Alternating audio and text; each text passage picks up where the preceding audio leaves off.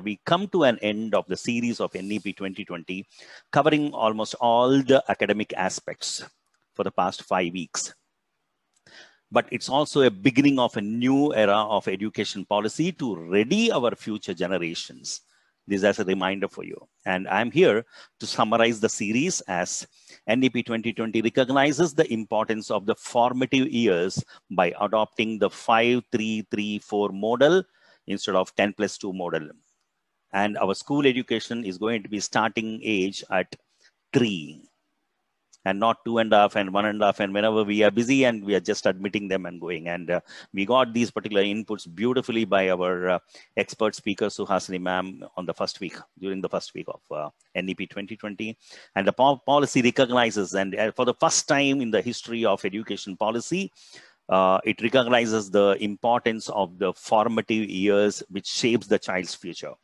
And the confluence of education and skills, that's what our Dr. Sheila Raghavan has highly appreciated and put the light on. Confluence of education and skills, the vocational education, which is going to be making the India the skillful one with a mission of Kushal Bharat, and Kaushal Bharat is going to be Kushal Bharat. So vocational education is emerging here, making education more inclusive. Different types of pedagogy is already there, and now new trend of blended learning is going to be emphasized on. And according to the NEP, maintaining quality standards through periodic inspections. That's one point which it's a part of an academic part, but it's an administration part. But we have to understand this because we have to prepare our teachers as a facilitator. So maintaining high quality standards through a periodic inspections and quality check is going to be 24/7 pursuit for all the institutions, leading to an all-round improvement in their standards. It is proposed to establish a super regulating body for standard setting, funding, accreditation, particularly for the higher education. And another very important aspect of NEP is allowing foreign universities. And this document states that an infusion of allowing setting up a foreign university campus in India in order to reach the perspective of innovation, more efficient and competitive outreach is going to be a reality for us.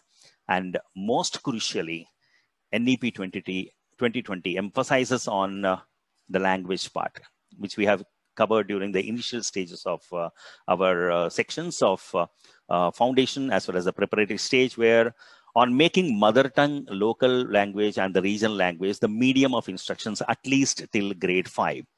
Okay, which is considered the best medium of teaching and learning process for better understanding for the children and help them apply the understanding in the daily life for the classes to come beyond. So though the NEP 2020 seeks to bring a holistic change in the education system, as Dr. Sheila Raghavan was mentioning, it's very important that it depends on the will and the way in which it is going to be implemented. So as it stands now, National Curriculum Framework is underway in preparing the curriculum for the expected outcomes for every grade recommended by NEP 2020. I repeat, National Curriculum Framework is underway according to the expected outcomes for every grade recommended by NEP 2020. And my dear friends, NEP 2020 is helping us to ready our future citizens as job creators and not job seekers.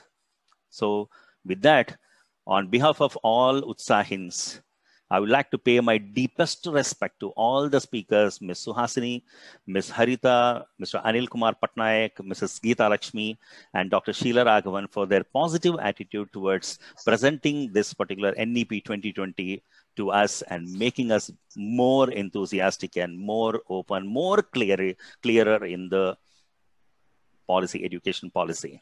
Though we are concerned, we are clueless, but thing is, we have made it possible, and thank you so much for this. And education